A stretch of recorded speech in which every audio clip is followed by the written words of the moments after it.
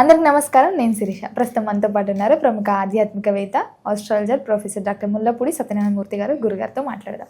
గురుగారు నమస్కారం. నమస్కారం మా శిరీష. గురుగారు, సహజంగా అందరూ నక్షత్రాలు చూసుకుంటుంటారు. చూస్తే మనకి 27 నక్షత్రాలు ఉన్నాయి. ఈ నక్షత్రంలో పుట్టిన వారు చాలా అదృష్టవంతులు, ఈ నక్షత్రంలో పుట్టిన వాళ్ళు మిశ్రమ ఫలితాలు ఉంటాయని. సో ముఖ్యంగా చూసుకుంటే మరి ఈ 27 నక్షత్రాలలో ఏ నక్షత్రంలో పుట్టిన వారికి అదృష్టవంతులు అవుతారు? 27 నక్షత్రాలకి ఒక్కొక్క స్పెషాలిటీ ఉంటుంది. ఎవరి ప్రత్యేకత వాళ్ళదే. డాక్టర్లు అవ్వాలంటే అశ్విని నక్షత్రంలో పుట్టాలి. అశ్విని నక్షత్రంలో పుట్టిన అశ్విని దేవతలు ఇద్దరు కూడా వీళ్ళు ఈ రాశిలోకి వచ్చేస్తారు. అశ్విని నక్షత్రంలోకి వచ్చేస్తారు, మేషరాశిలోకి వస్తారు. సాక్షాత్తు శ్రీకృష్ణ పరమాత్మ రోహిణి నక్షత్రంలో పుట్టాడు. శ్రీరామచంద్ర ప్రభు పునర్వసు నక్షత్రంలో పుట్టాడు. కలియుగ దేవుడైనటువంటి వెంకటేశ్వర స్వామి వారు శ్రవణ నక్షత్రంలో పుట్టారు. అమ్మవారు మూలా నక్షత్రంలో పుట్టింది, సరస్వతీదేవి. మరి ఏ నక్షత్రం గొప్పదని చెప్తాం? కాబట్టి అన్ని నక్షత్రాలు గొప్పవే. అయితే ప్రత్యేకించి మనకి 2 నక్షత్రాలు 3 నక్షత్రాలు మహా గొప్పవన్నమాట. ఇప్పుడు సీఎం జయలలిత అయింది. జయలలిత యొక్క నక్షత్రం, ఆమె మా గురువు కాబట్టి చెప్తున్నాం, తమిళనాడు హీరోయిన్. ఒక రంగాన్ని ఊపేసింది, తెలుగు రంగాన్ని, కన్నడ తమిళ అంతా ఊపేసి సీఎం అయిపోయింది ఏకంగా. తమిళనాడుకి నిరాఘాడంగా పరిపాలించింది. ఒక్క ఓటు తక్కువతో వాజ్పేయి ప్రభుత్వాన్ని పడగొట్టేసింది. అంటే అంత ఐరన్ లేడీ. మూలా నక్షత్రం. అటువంటి గొప్ప నక్షత్రాన్ని పట్టుకొని ఇప్పుడున్నటువంటి జ్యోతిష్కులు ఏం చెప్తారంటే, మూలా నక్షత్రంలో చేస్తే మూలనున్న ముసలమ్మ ఫట్టు అంటారు. భయపడిపోయారు. ఒక ఆయన అయితే మాకు తెలిసినటువంటి బిల్డర్ గారు, నా స్నేహితుడు, వాళ్ళ అబ్బాయికి పెళ్లి చేస్తున్నప్పుడు మా పెళ్లి కూతురికి మూలా నక్షత్రం సంబంధం చూస్తే, బాబాయ్ మూలా నక్షత్రం వచ్చింది సార్, కొంపతీసి మాంగారు చచ్చిపోతాడంటే నేను పోతానా అని అడిగేవారు. అంటే అంత ఇదిగా మూఢనమ్మకాలు స్ప్రెడ్ చేస్తారు. అత్యంత శక్తివంతమైనటువంటి నక్షత్రం మూలా నక్షత్రం. దీంట్లో చంద్రహాసుడు పుట్టాడు. ఆ చంద్రహాసుడు రాజయ్యాడు. రాజయ్యి ఆయన బ్రహ్మాండంగా పరిపాలించి మంచి కీర్తి ప్రతిష్టలు తెచ్చుకున్నాడు. ఇలా పాము, చంద్రహాసుడు ఇలా పుట్టినప్పుడు పాము ఇలాగ పడగ పట్టిందనమాట. మూలా నక్షత్రం కేతువుకు సంబంధించింది. తర్వాత 2వ నక్షత్రం ఆశ్లేష నక్షత్రం. ఇది చేసుకుంటే అత్తగారు టపి అని పుకారులు పెట్టారు మనవాళ్ళు.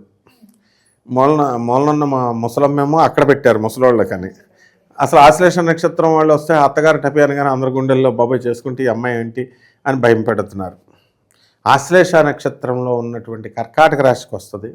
ఇందాక చెప్పిన మూలా నక్షత్రం ధనుస్సు రాశిలోకి వస్తుంది.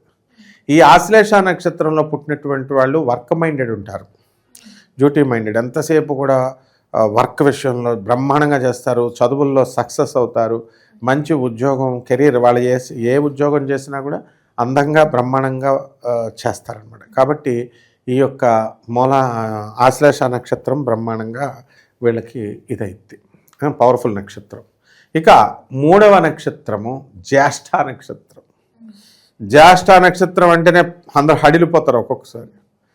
బావగారికి గండం జ్యేష్ఠ నక్షత్రం. బావగారు టెపి అంటారని చెప్పేసి ఇంటికి పెద్దగా ఉన్నటువంటి వాడిని ఇచ్చి చేసేయమంటారు. సపోజ్ ఆ అమ్మాయి పెళ్లి చేసుకునే వాళ్ళు 2 అన్నదమ్ములు ఉన్నారనుకో, చిన్నోడికి ఇస్తే పెద్దవాడు ఎదగడు, ఇంకా డెవలప్మెంట్ ఉండదు, అవసరమైతే బావగారు కూడా టెపిమని పోతారని పుకారు లేపారు. కాబట్టి దీనికి ఏంటంటే మనకు మూలము ఈ యొక్క జ్యేష్ఠ నక్షత్రం కూడా చాలా పవర్ఫుల్ నక్షత్రము. దీంట్లో మనం 40 సంవత్సరాలు దాటిన తర్వాత వీళ్ళు సెటిల్ అవ్వడం జరుగుతుంది. ఏ నక్షత్రాలకైతే శాంతులు ఎక్కువగా ఉంటాయో అటువంటి నక్షత్రాలని మనం వెరీ పవర్ఫుల్ నక్షత్రాలుగా మనం చెప్పుకుంటాం. ఇప్పుడు నేను చెప్పిన 3 నక్షత్రాలకి శాంతులు ఉన్నాయి. అలాగే రోహిణి ఇలాగా. అంటే మిగతా నక్షత్రాలకన్నిటికీ కూడా శాంతులు లేవు పుట్టినప్పుడు. శాంతులు లేనప్పుడు అంటే రిస్క్ లేదు, చప్పగా ఉంటాయి.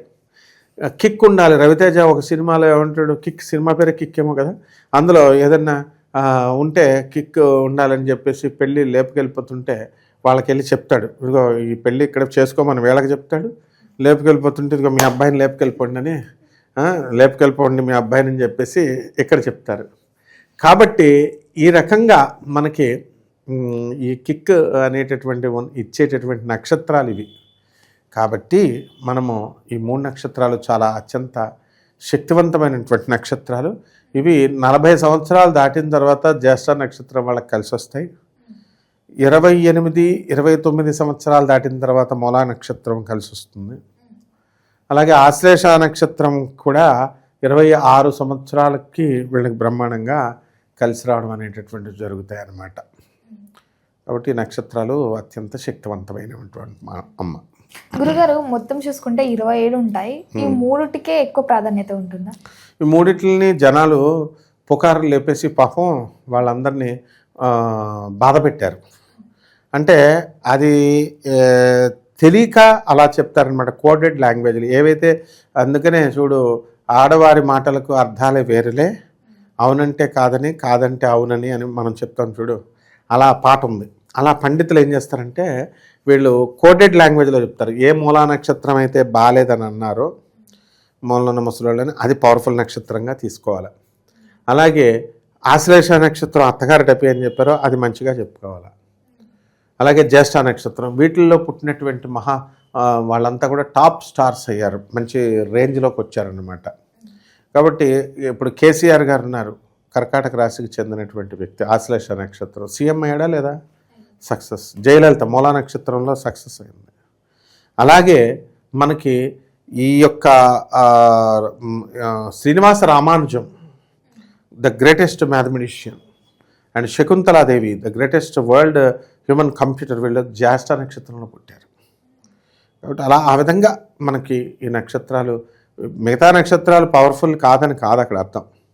మిగతా నక్షత్రాలు కూడా దశలు బాగుంటాయి, వెళ్తాయి. ఎక్కువ వేధింపులకి గురివైనటువంటి నక్షత్రాలు ఇవన్నమాట. మిగతా వాళ్ళని అంత పెద్దగా టార్గెట్ చేయలేదు ఈ జ్యోతిష్కులు.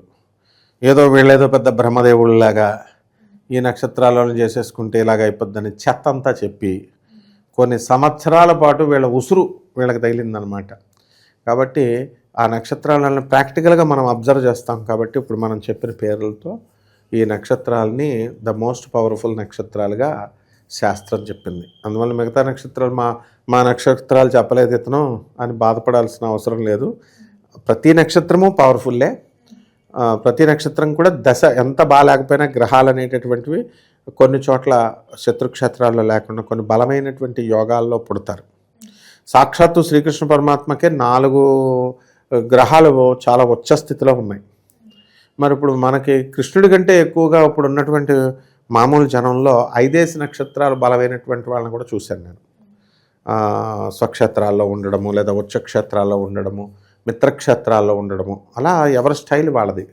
కాబట్టి మనం అలా డిస్క్రిమినేట్ చేయలేము అనమాట. అన్ని నక్షత్రాలు ఆర్ ఈక్వల్లీ ఇంపార్టెంట్ అనమాట. గురుగారు ఓవరాల్గా మాకున్న చాలా డౌట్స్ క్లియర్ చేశారు. ధన్యవాదాలు. ధన్యవాదాలు.